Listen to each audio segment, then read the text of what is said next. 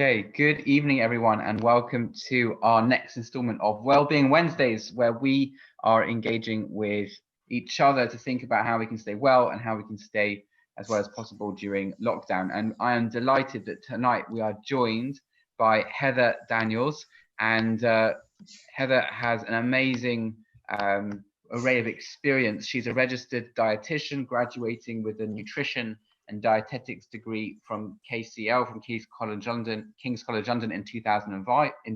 2005. And Heather's been working for the past 15 years as a diabetes specialist dietitian, running NHS clinics across the borough of Barnet, as well as running private clinics for various patients, specializing in type 2 diabetes and weight management. Heather is passionate about helping people regain control over their bodies and develop a way of eating for life. And she provides medical advice with an empathetic approach. And I suppose tonight I was going to bring some popcorn to enjoy the session, but I was a little bit anxious about eating popcorn in front of a dietitian. But I actually think popcorn's not too bad. It just depends on the topping. But in any case, we are delighted, really, so happy to have you here. Thank you very much for your time, Heather. And the format for the evening, I think, is that Heather is going to be giving a presentation, and then we'll be opening up to Q&A. So I'm just going to put the spotlight of the video over onto you, Heather, and thank you again. Take it away. Thank you. So as you just heard, my name is Heather Daniels, and I'm a dietitian specialising in type 2 diabetes and weight management. For the past 12 years, I've been working as a dietitian for the NHS, covering outpatient clinics across the borough of Barnet, and I do my own private clinics as well. So the purpose of tonight's talk really was that over the past couple of months, I've had endless phone calls, both in my NHS and my private clinics, from people who are really concerned that they seem to be gaining weight, or their blood glucose levels, their diabetes control hasn't been as good over the lockdown. And that's either through changes in their eating patterns or their lifestyle over the last couple of months. So the purpose of tonight's talk is to give you my top tips for staying healthy during the lockdown, as well as, I think, the all-important question, the question that I get asked the most often, and that is, what can I snack on? So you've just had one suggestion of popcorn, so we might give you a few healthier alternatives to that later on. So as the Rabbi just said, that you're all muted at the moment, but I'm really happy if everyone wants to put some questions in the chat box, and I'll answer as many as I have time for at the end. So in theory, the lockdown's given us the opportunity to focus more on our health. I think at the beginning, a lot of us thought that we'd have lots more time to either go out and exercise or cook healthier meals. And in reality, for a lot of people, that hasn't really been the case. Many people, especially quite a few with diabetes, have been shielding, so they actually haven't been able to go out the house at all. And other people have found that working from home, possibly homeschooling as well, have just actually given us even less time than we've ever had before. So when you've got all of those things going on, working, homeschooling, maybe other concerns about everything that's going on, it doesn't really give you very much time to focus on our health. And people actually are finding that they're gaining weight because they're even less active and possibly even eating more unhealthily or just more than they were before. In addition to that, we're hearing on the news on an almost daily basis for a couple of months probably already now, that being overweight or having diabetes put you at greater risk of coronavirus. We now know, for example, that 1 in 4 people who have died from coronavirus have had diabetes. And when you're worried about your weight, or you're worried about your diabetes control, and you're hearing that on a constant basis, that can really add to the stress as well. And people are just really unsure about what they can do, especially since the situation regarding lockdown hasn't been changing as quickly as we might have hoped for. So this talk this evening is whether you have diabetes, whether you want to try to prevent diabetes, or even if you just want to try and lose a few pounds that you've gained over lockdown. Hopefully this will contain some healthy tips if you're any one of those groups of people. So coronavirus aside, diabetes and weight have a massive impact on our health. I won't bore you with too many statistics, but we do know that 4.7 million people in the UK have diabetes at the moment, and there are probably a lot more who do have it but have not yet been diagnosed. That figure has actually doubled over the last 20 years, which is quite a big increase in not such a long period of time. And it now means that as of last year, 2019, somebody was diagnosed with type 2 diabetes in the UK every 2 minutes. Now, there are quite a lot of different things which may contribute to our risk of diabetes. So race, ethnicity, age, family history, all sorts of things can play a part in what may cause diabetes. We don't necessarily know all the reasons why. But the biggest risk factor for type 2 diabetes, and luckily for us tonight, the main one that we're actually able to change is our weight.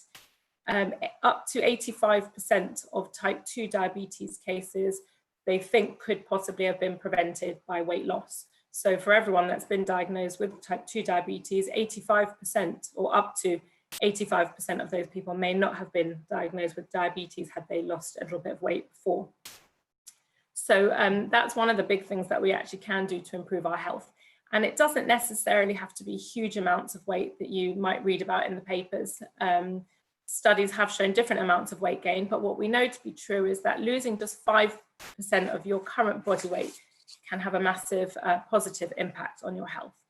So in short, there has never been a better time to get healthier. And so hopefully tonight I'm going to be able to share with you some tips for the lockdown, but possibly more importantly, beyond the lockdown as well. So just before we get to what we mean by healthy eating, I'm just going to add in a quick note about immunity. Although the question about snacks is probably my most commonly asked question, as I mentioned at the beginning, at the moment people are really concerned about immunity and what food that they can eat, often called the superfoods you might have heard of, which foods that they can eat which will help protect them against coronavirus. Unfortunately, as dietitians, we don't really believe in any one superfood. So you might often read about things like kale and blueberries and whichever happens to be the superfood of the moment. But what we actually think to be more important to, rather than boost your immune system, but more protect your immune system and keep it healthy, is to have a really wide and varied diet. So the wider the range of foods that we eat, the bigger the range of vitamins and minerals that we're actually taking in. And that's really the best way to keep your immune system healthy. There's not really one food that you can eat that is so protective that it means you can otherwise eat anything you want, but more to get a wide range of healthy foods, which we're going to talk about in a little bit more detail. Having said all of that, you might have heard about vitamin D supplementation. I don't generally recommend any kind of vitamin or mineral supplements, but vitamin D is a supplement which is thought to be very, very helpful. You may have heard it sometimes referred to as the sunshine vitamin. The reason being, as you probably guessed, that most of the vitamin D that we actually are able to get is from the sunshine, which isn't often in frequent supply in the UK, and therefore many people are quite low in vitamin D. You can find it in some sources of food, and you do find foods such as breakfast cereals which can be fortified with vitamin D, but on the whole most of us are not getting enough. And so that's a vitamin which is really important for our immune health. And even before the coronavirus, many doctors were actually saying that that is a useful supplement to take, purely because we don't get enough sunshine and we don't get enough from food. There are also some studies now looking into protection from coronavirus.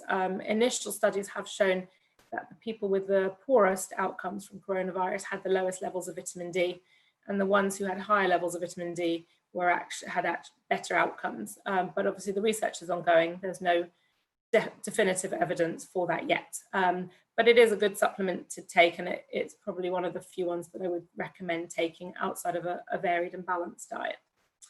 So what do we mean by healthy eating, and what is considered to be a balanced diet?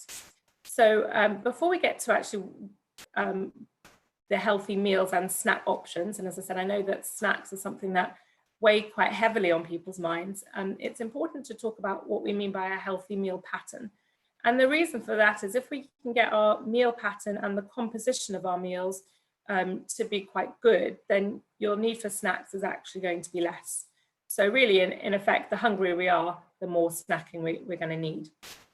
So the first thing to look at is what we mean by a regular meal pattern.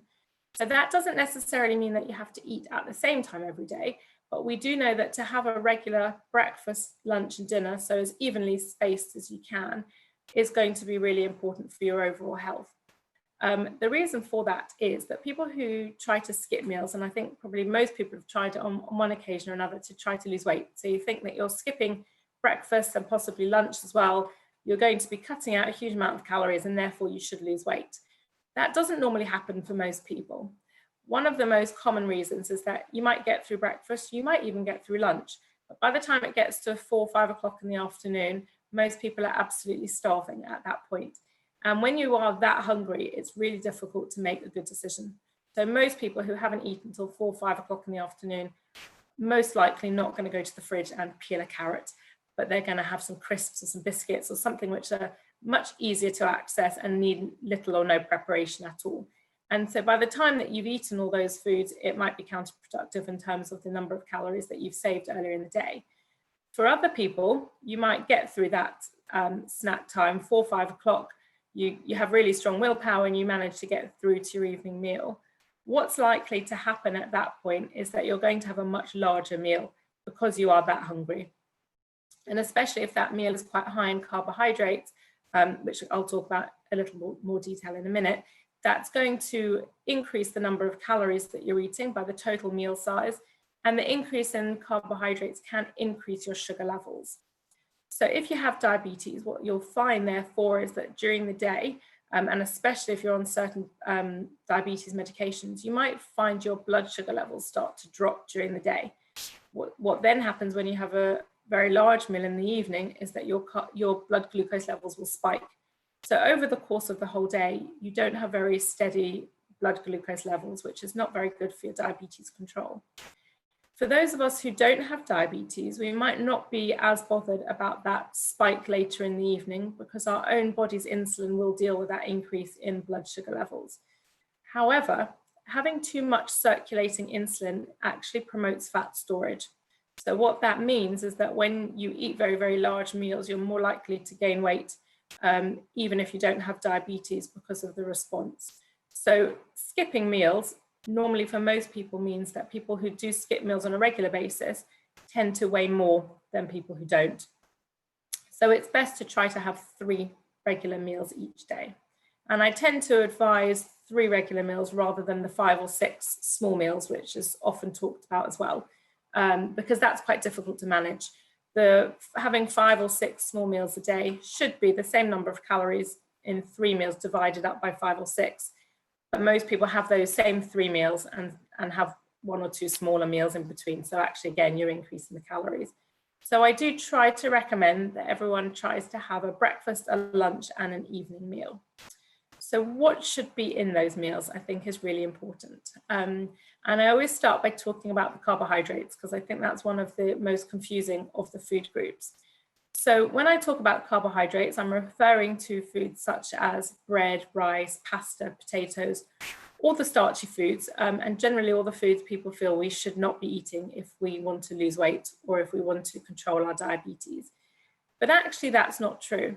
The carbohydrate food group can be very high in fiber if we choose the right types. So for example, that means going for the whole grain breakfast cereals like shredded wheat, porridge oats.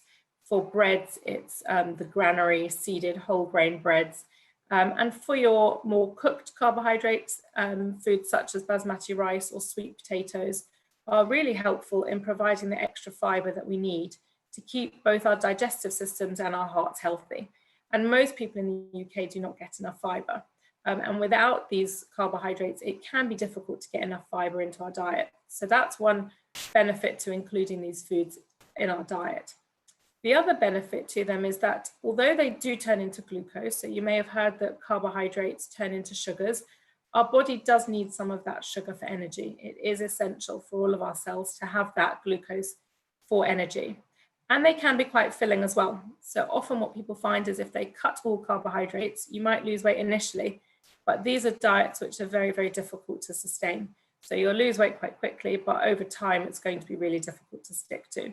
So I would always recommend having some carbohydrate in your diet. The question is really how much carbohydrate you're having. And portion size is key. And that's one of the things that I'm going to mention quite a few times tonight, is it's all dependent on how much you're having. So anyone who's been in any of my clinics or who knows me will know that I don't ever really talk about weighing and measuring food. This is not a diet as such, it's a healthier way of eating. And I don't think it's that healthy to constantly be weighing and measuring your food. But I have weighed out a portion of carbohydrates just for the purpose of this evening to give you an idea of the portion size I'm talking about. Before I show you, because it does often surprise some people when they do see the portion size, I will quickly say before that portion size is very dependent on every individual person. It will make a big difference on your height, your weight, the job you do. So for example, if you're very, very active, you're going to need a much bigger portion size. So it's difficult to give you an exact amount. What I'm talking about tonight is a little bit more generalized, but I'm going to give you what we would call a standard portion size of pasta. I'm going to hold it up to the camera, so just shout or message if you can't see it. So this is what's considered to be a portion size of carbohydrate. Just to give you a rough idea, this is a snack bag. If you look at it in terms of my hand, it's a snack bag rather than a sandwich bag. So it is relatively small by a lot of people's standards. For anyone who really wants to know the weight, it's approximately 75 grams in dry weight, which will double up for pasta once it's cooked. And to give you an idea again in terms of the portion size of rice, this would be a portion, again, just to show you in terms of my hand, it's not a very large portion, so it does fit into a small handful. For those of you who don't really like weighing and measuring, in terms of what that should look like on your plate, if you're somebody who really needs to control your diabetes or you want to lose weight, that should be approximately a quarter of your plate. So a standard dinner plate, approximately a quarter. And if you are quite happy with your weight and your blood sugars are very well controlled, then it would be closer to about a third of your plate. So that's the carbohydrate. Portion size is key, but also try to include the whole grains as much as you can. Is everyone with me so far? Yes, good, okay, thumbs up, good. So that's the carbohydrate food group. And as I said, one of the most controversial and confusing, but we always need to team that up with some protein as well. So protein, which are foods such as meat, chicken, fish, eggs, beans, pulses, they're really important to keep your muscles healthy. And the benefit of having the protein with the carbohydrate is that although the carbohydrate turns into sugars, having protein, which often contains a little bit of fat, can help how quickly those sugars turn into, how quickly that carbohydrate turns into sugars. So it has a more filling effect when you have some protein with your carbohydrate. The downside of some of that fat in the protein is that it can be bad for our health depending on the types of protein that we choose. So saturated fat is something that you might have heard mentioned, and that tends to be the animal fats. So the fat on red meat, it also could be the fat that you find in butter and things like cakes and biscuits as well. And we want to try to limit those saturated fats in order to keep our heart healthy. When you have diabetes, you're at greater risk of heart disease. So it's really important to try to limit the amount of saturated fat that we eat. So because of that, red meat, so things like beef and lamb, we try to limit to no more than about twice a week and try to focus more on the leaner meats, for example, chicken, turkey, fish, and especially the oily fish, such as salmon, mackerel, sardines. They have a type of fat which is very protective for our heart. So we should try to include those a couple of times a week as well. Eggs are a great protein source. You might have heard conflicting advice about eggs as well. I think there's conflicting advice everywhere to do with anything to do with food. And the advice has changed over the years.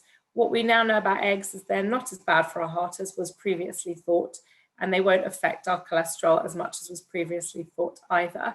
And so the British Heart Foundation do recommend that you can have up to 10 eggs per week, and that does include egg yolks, so it's not just the egg whites.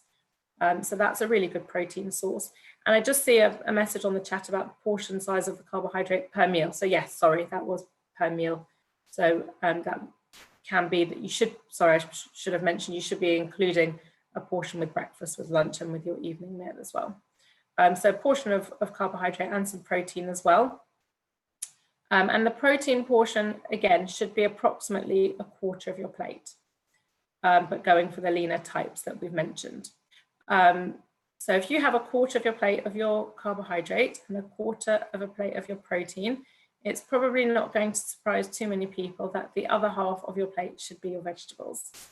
So as I mentioned just a couple of minutes ago, most of us don't have enough fibre in our diet, and vegetables are a really good source of fibre, but they also contain plenty of vitamins and minerals. So when we're looking at trying to keep healthy, especially trying to keep our immune systems healthy at the moment, the more vegetables you have, the better, and the bigger variety of vegetables as well, the better. So when we choose fruits and vegetables of different colours, we get different vitamins and minerals. And so to have a wide range is a really good thing to include with your meal. The benefit of the vegetables otherwise is that they're quite low in calories and they're very useful as a plate filler. So a lot of how we eat is psychological. We eat for many reasons other than our hunger. And there have been studies looking into why we eat and how we eat and the different patterns that people have. And when it's looking at portion size, what some studies have shown is that if you take 2 meals of the exact same size, put one on a small plate that looks quite full, and you put the same meal on another plate and it looks quite empty, a larger plate, people will tend to feel more satisfied after the meal on the smaller plate. Because the plate looks full, we get to the end of the meal and we feel that we've had a substantial meal and we do feel quite satisfied. When you have a meal on a larger plate where there's lots of space, we feel a bit more deprived at the end of the meal and often still looking for food afterwards. And so the benefit of the vegetables is to act as a filler. What I tend to find in my clinics, for all those people who don't like vegetables or just don't think about cooking enough of them, no one has empty spaces on their plates. So what they'll do in place of those vegetables is just have a larger portion of protein or a larger portion of carbohydrate. And then often they're not sure why they're not losing weight. And it's not necessarily that their meal is too big. The total meal size might not be too big, but their blood sugar levels are increasing, their weight is increasing, or at least not decreasing.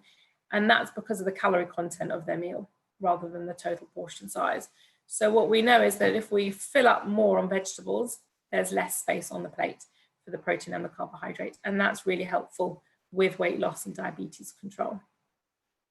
So that's what our plate should ideally look like. If yours looks nothing like that, don't panic. I think a lot of people's doesn't look like that. And I never suggest that we make huge changes overnight. So if you're going to have your meal after this talk, don't feel that it has to look exactly like that straight away. I often say to people, just try to make some small change. So if, for example, you'd have a plate of pasta and pasta would cover the entire plate, even if you now have 3/4 of your plate of pasta, which might still be much larger than the portion size I've recommended, it's still going to make a positive difference. You should still start to lose weight, and your blood sugar levels, if you have diabetes, should still come down because you're eating less than you were before. And that's true of all the advice tonight, is that as long as you're making some positive changes, that's really the most important thing. And you can always make further changes in the future.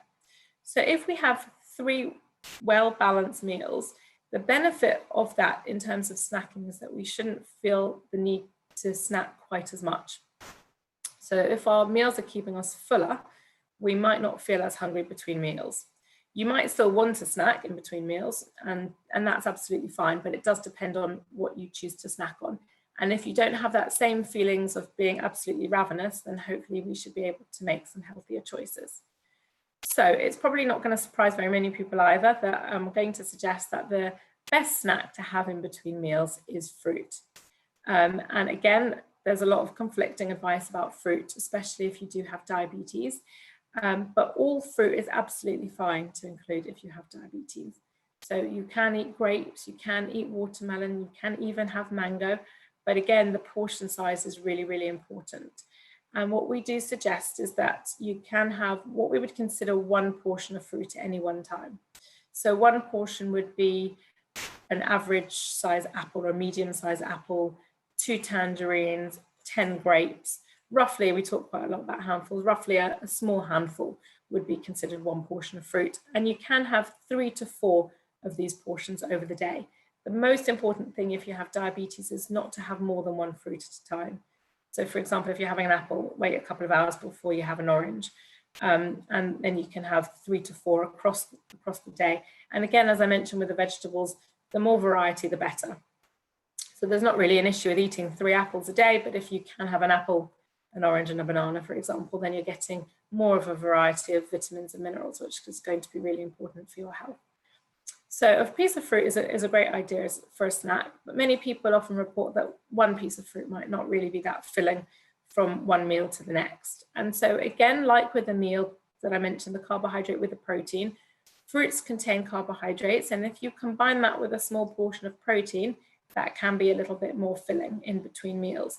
So the proteins that would be good to have as a snack in between meals are usually quite small. So the benefit of the snack is that you're getting to the next meal without being starving. So it's helpful in terms of the portion size of your next meal. But what we want to make sure with our snacks is that they're not adding too many calories in between meals. So they should be something a little bit smaller, but enough to tide you over.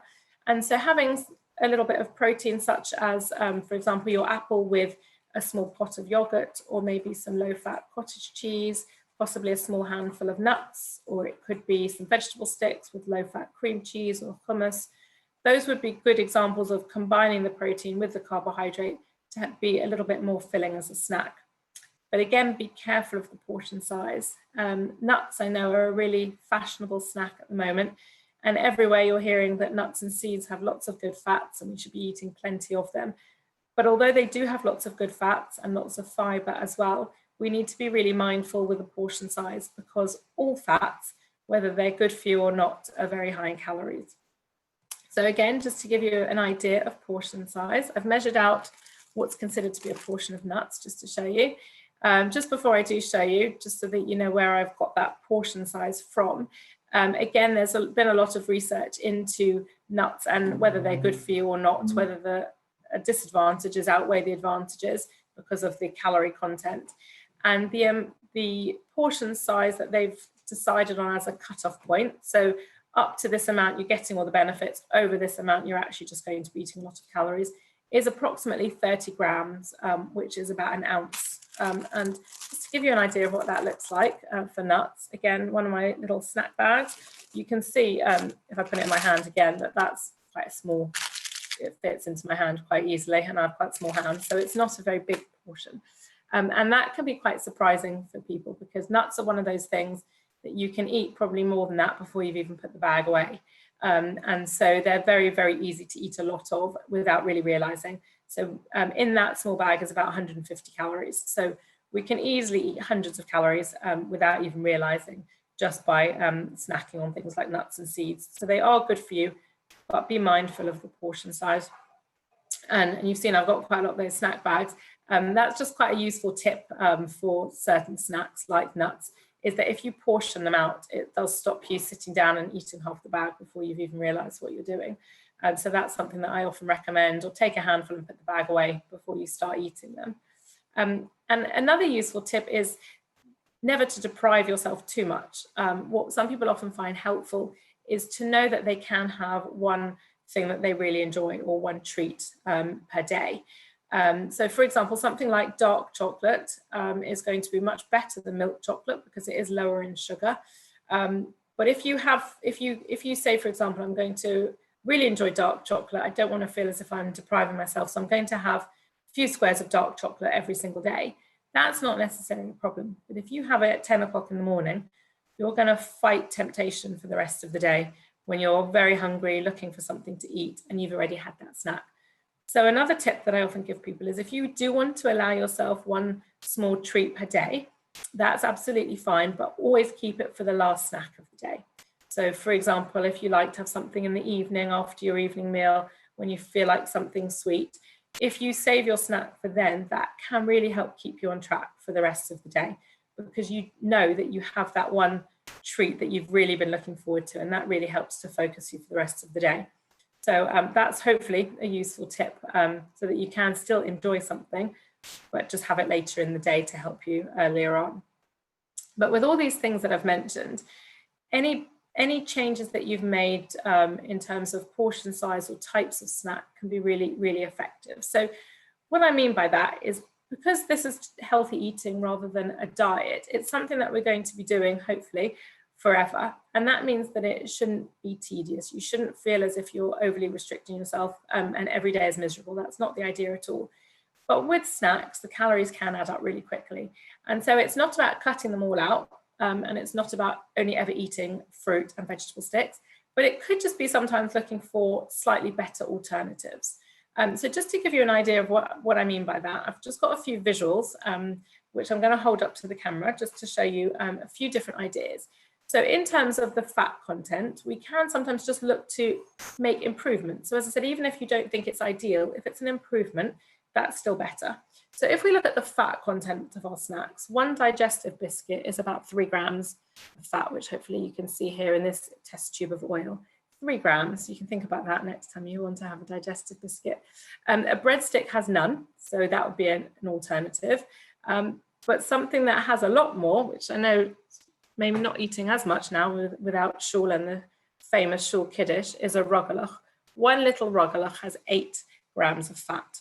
So it just shows you that even if you don't think a digestive biscuit is ideal, if you've been eating rogalachs and you switch to a digestive biscuit, that's still going to be a better option. Likewise, crisps, one individual bag of crisps has 10 grams of fat. Doesn't look quite as attractive as a bag of crisps, possibly, but switching to the same portion size of pretzels, which only has 1 gram of fat. So it's not about, as I said, I really hope that if you take away one message from tonight, it's not about having a perfect diet. I don't think anyone has a perfect diet. It's just about making changes to make it better. And if we just sometimes look for either healthy options or maybe just smaller portions, that can make a huge difference. So for example, if you drink tea and you like to have some biscuits with your tea, if you're having, I don't know, say 4 biscuits with every cup of tea and you cut down to 3 biscuits with every cup of tea, that's still an improvement, and that's really important. So having the 3 meals a day and well balanced is hopefully going to help with your snack choices, and combining the protein with the carbohydrate should make those snacks a little bit more filling. But as I said, be mindful of portion size. Another thing that can be really helpful in terms of our appetite is the amount of fluid that we drink. Most of us don't drink enough fluid, and you may have heard it before, but it is true when they say that your brain can't always differentiate between thirst and hunger. So often when we're hungry, we're actually thirsty. And it's always worth having a glass of water if you're feeling hungry, because at the very least, you're at least getting a little bit more fluids in. But it can really help you if you were actually just thirsty, you might not have the snack. And even if you do, as I said, you've got the extra glass of water in. But I do always recommend having a glass of water before a snack, and before a meal is useful as well, because although obviously you're still going to eat the meal, it can help to take the edge off the hunger, and that's really important. But fluid is important for all the cells of our body, and when the weather isn't good, which obviously it often isn't here, we can forget to drink enough. And so if you're always having a glass of water before each meal and each snack, you're going to get closer to the recommended 2 liters. Try to keep all of your liquids sugar-free as much as you can. We can often drink quite a lot of calories without realizing as well. So my one last visual for the evening, just to give you an idea. I think we're all aware that with drinks such as Coke, we're drinking quite a lot of sugar. But just to give you a little bit of an idea, this is a tiny can of Coke. So just to compare it to a regular size, you can see it's half the amount, half the size of a can of Coke. And that will give you 5, or the equivalent of 5 cubes of sugar. So in a standard can of Coke, you're going to have between 9 and 10 cubes of sugar. A lot of people are aware of that, so that might not be that surprising.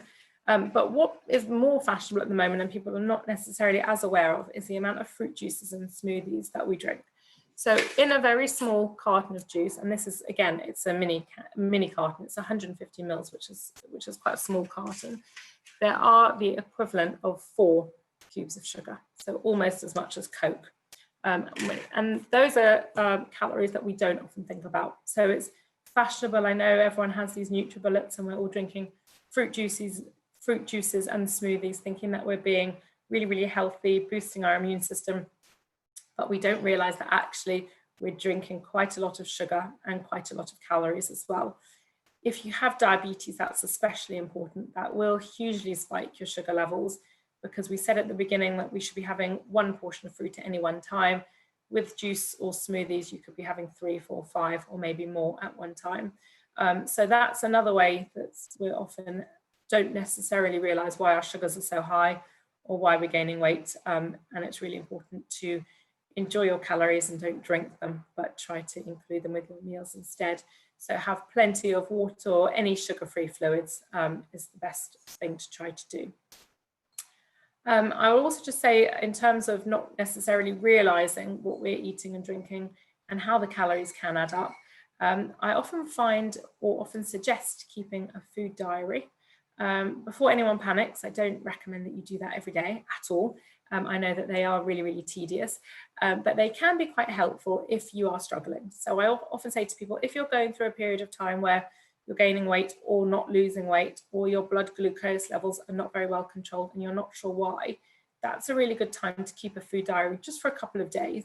And that can be because when you, especially during lockdown, when we're home a lot more, often people are having a biscuit here, a few nuts there. And when you sit down to think about what you've eaten over the day, we don't recall those very, very small snacks. But when you see it written in front of you for the whole day, that can often be a little bit surprising. And that may give you some clues into why things are not going the way that you had hoped. The other reason that it can be really helpful is that writing things down sometimes gives us the opportunities to stop and think.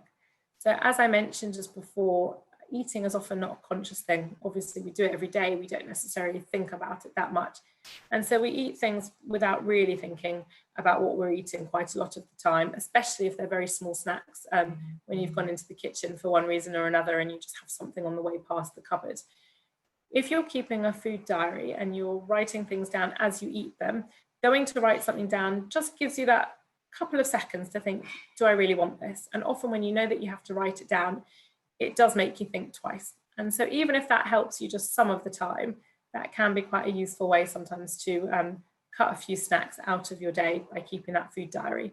But as I said, I don't recommend keeping it forever. So just a couple of days here or there when you're struggling can be really, really useful.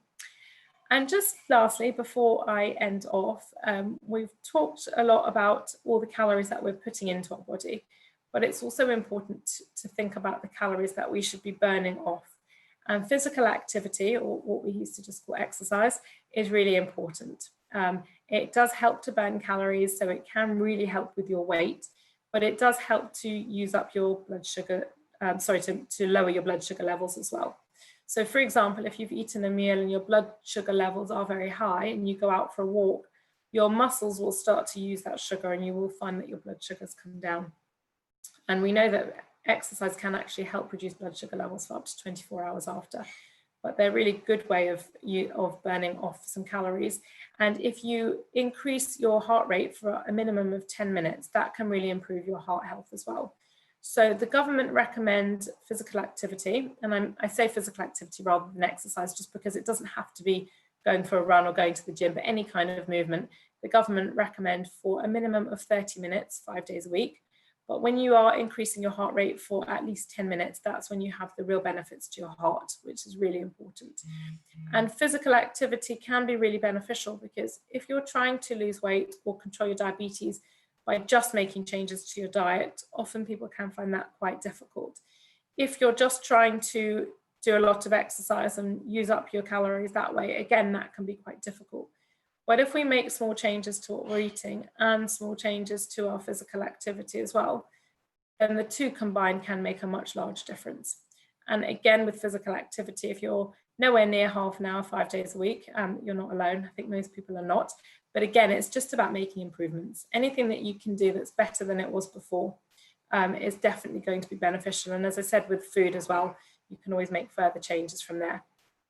So those are my top tips for staying healthy during the lockdown. And as I said, hopefully beyond as well. So no one should forget these healthy eating messages once the lockdown has finished. So I hope that's given you some ideas of what you can do to hopefully improve your diet a little bit.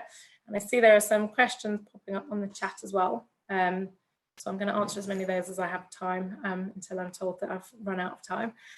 So there's a question on intermittent fasting. So intermittent fasting, for anyone who's not familiar with it, is when you fast for a longer period of time. So usually longer than overnight. It usually is overnight and can include breakfast as well. So the person who sent this message is currently fasting from 8 p.m. to 12 p.m. That can be helpful for some people.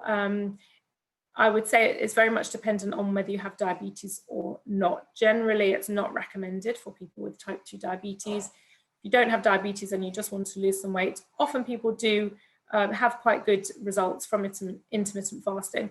I would say the most important thing to bear in mind is making sure that you're getting all of those nutrients that I mentioned, which can be quite difficult in just two meals per day. So when we're looking at our protein requirements, our carbohydrate requirements, fruit and vegetables, dairy, people can find that quite difficult over the 2 meals per day. So I would just bear that in mind, but it's not necessarily a problem otherwise. What about vegetable juices as opposed to fruit juices? So vegetable juices are definitely going to be much lower in sugar than fruit juices. So would definitely be a better option. I often say to people, if you want to have vegetable juice in addition to the amount of vegetables on your plate, then that's fine, but not instead of. And the reason for that is if we replace all our vegetables with vegetable juice, firstly, we're not getting the benefits of the fiber, which is one of the important things about vegetables, but also you'll have that empty space on your plate, which means that it will often be filled with the other food groups. So vegetable juice, definitely better than fruit juice, but in addition to vegetables as opposed to instead of. So I hope that answers that question. Recommendations on eating dates, diet drinks, sugar-free, squash alternatives. Okay, so dates are absolutely fine. Again, be mindful of the portion size. So whether they're fresh or dried, about 2 to 3 dates would be considered a portion. And that's not a problem with diabetes or not.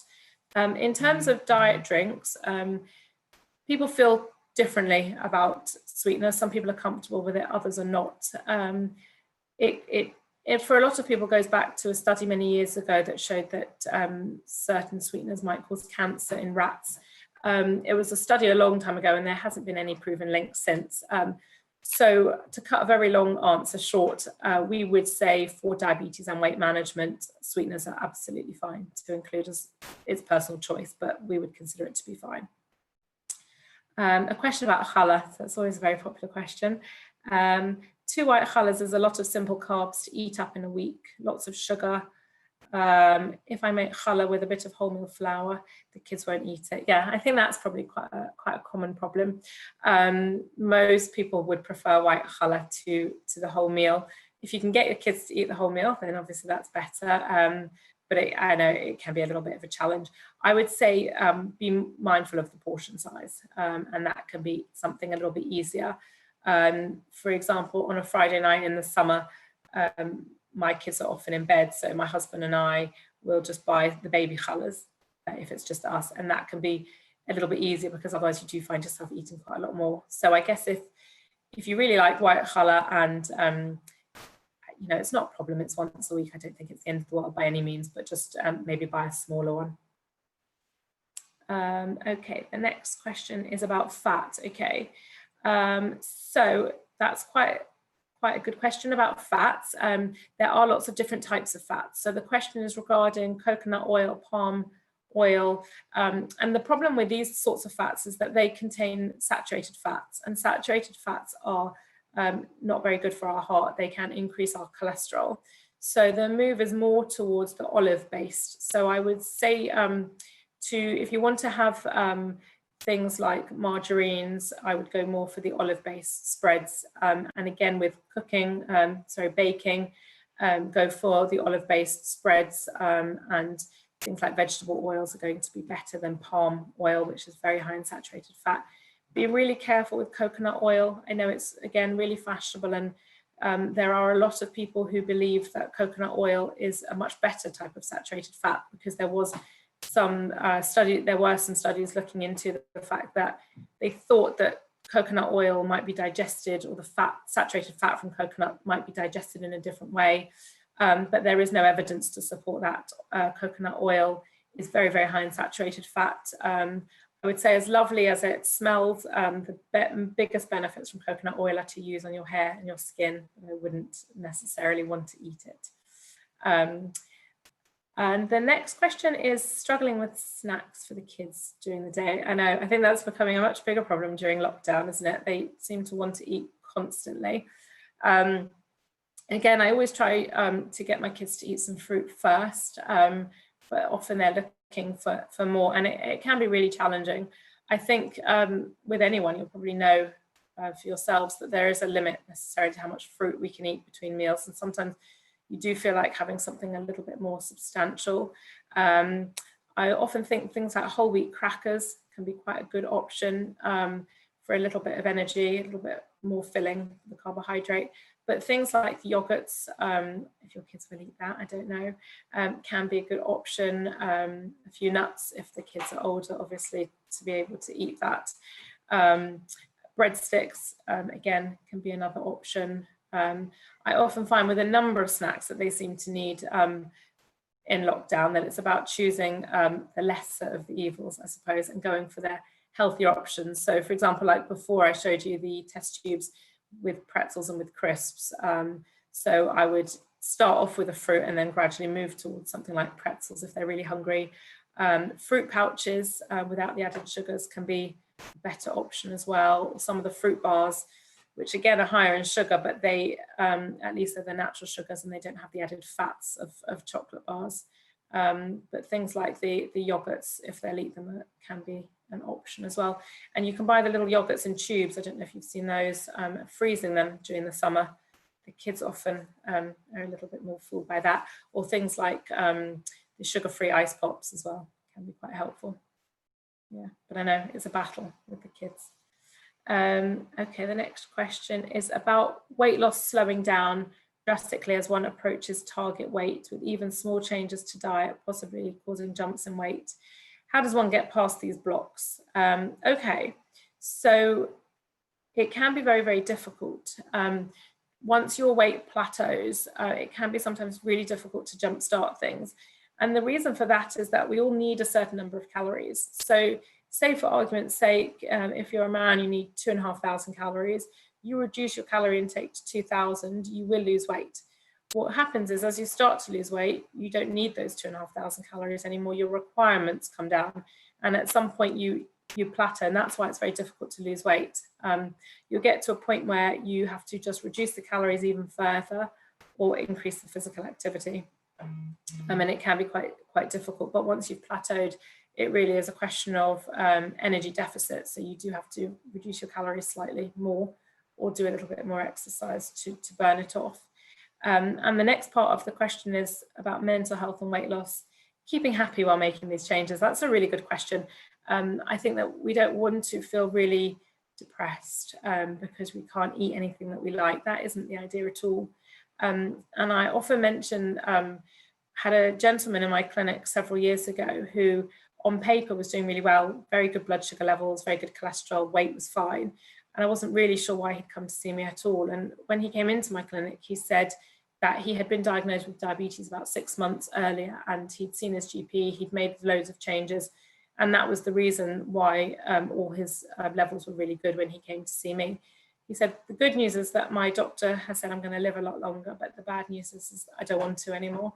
And that's a true story, but really sad. And so that's not what we're trying to achieve. If you feel absolutely miserable because you can't have anything you enjoy, that's not sustainable. And that's often why people then go off the wagon, as they call it, and binge eat because they're just so depressed that it just makes you want to eat more. So that's one of the reasons why I mentioned the tip about saving yourself one treat per day. So for example, the dark chocolate, or it could be anything, and having that one thing to look forward to. The idea is not to make you miserable. The idea is just to improve your health and improve the quality of your diet, and definitely doing it gradually will help. So no drastic changes. And if it's your birthday, you can have a piece of cake. Nothing's going to happen. It's just about making sure that your diet is healthy most of the time, but by no means anyone eats healthily all of the time. So one more question here. Do you recommend only eating proteins for a short period of time and minimizing carbohydrates to lose weight? It depends on what you mean by minimizing carbohydrates. So if people go on very, very low carbohydrate diets, they will lose weight. And often what they'll find is that's very, very difficult to maintain long term. So people often do it quite short term. So for example, if they want to go on holiday or they're going to a wedding or something like that, and then these diets can be quite effective. The problem with them is that often people think, well, I'll just do it short term and then I'll reintroduce things. It can be quite difficult to do it that way. because you need to know what you're going to introduce back rather than just going back to what you were eating before. So I would definitely agree that reducing carbohydrates is a good idea to lose weight or just to maintain your health, but it depends how much you're talking about reducing carbohydrates by. So you should still include some. Try not to cut them out completely, but make sure that you are still having some. As I said, they're really important for your energy levels, but your fiber intake as well, and the sustainability. So yes, by all means reduce it, but don't cut them out completely. I hope that answers your question. I think that was the last question. Does anybody have any further questions? Heather? Your hand up. Yes. Hi. It's Vivian. Hi. Hi there. The two little hints that you've given a lot of great information. There's two little hints. The 20 minutes for your stomach mind to tell you your stomach's full. Yes. Yes, because people don't realise. So you need to either definitely or give it time. And the fact that it's not necessarily just the carbohydrate, it's the fat you put on your bread. It's the butter on your... Yes, definitely. Yep, 100%. Butter, cheese, creamy sauce. Remember what we used to all do together? Sorry, say that again? What we all used to do together. Yes, definitely what you put on then. That's good point. Thank you. Pleasure. Does anybody have any other questions?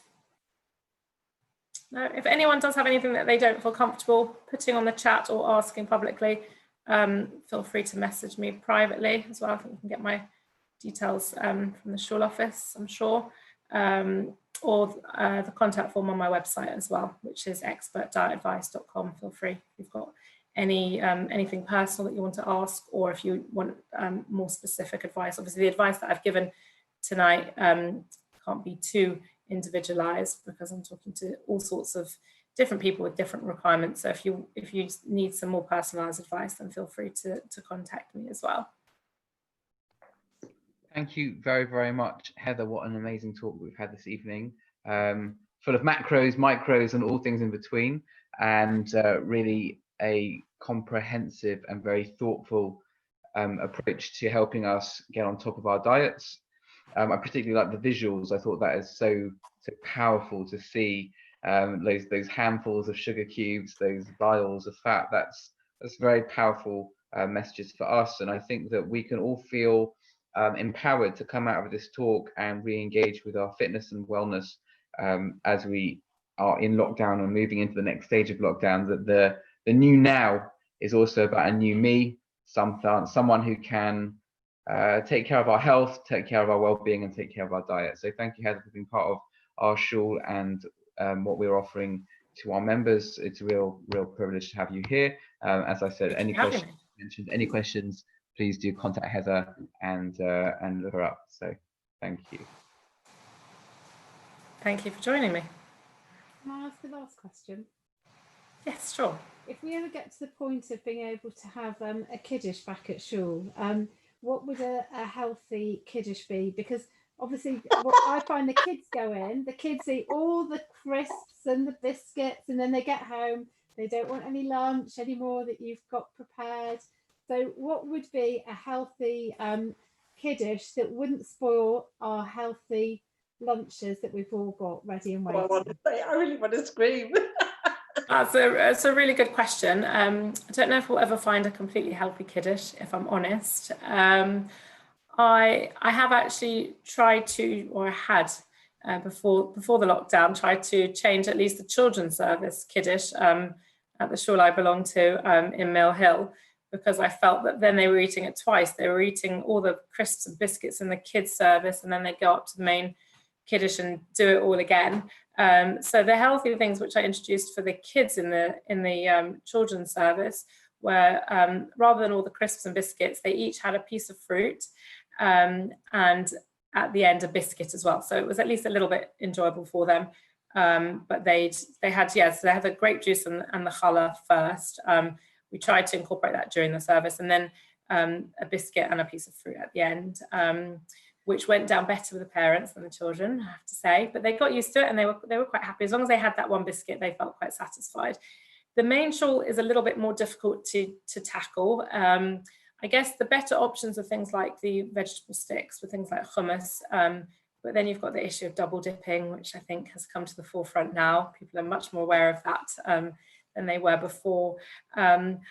I would say that it's very difficult. One of the main things that I suggested again in my own shawl was, rather than take everything away, which I don't think that you can do, give some healthier options, like, for example, a platter of fruit, which you don't tend to see very much in a shawl kiddish. And so that's an option, things like breadsticks as well, just to allow some people who don't really want to eat it to feel a little bit more sociable.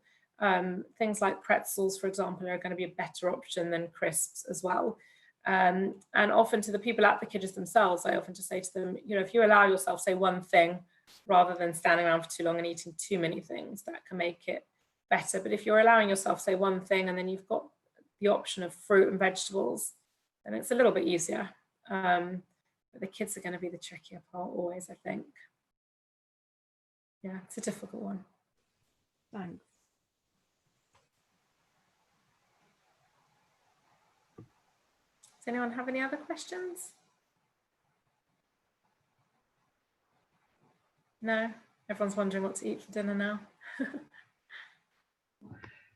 Thank you very, very much. Thank you. You're welcome. Good night, everyone. Good night. Bye. Thanks. Bye. Bye.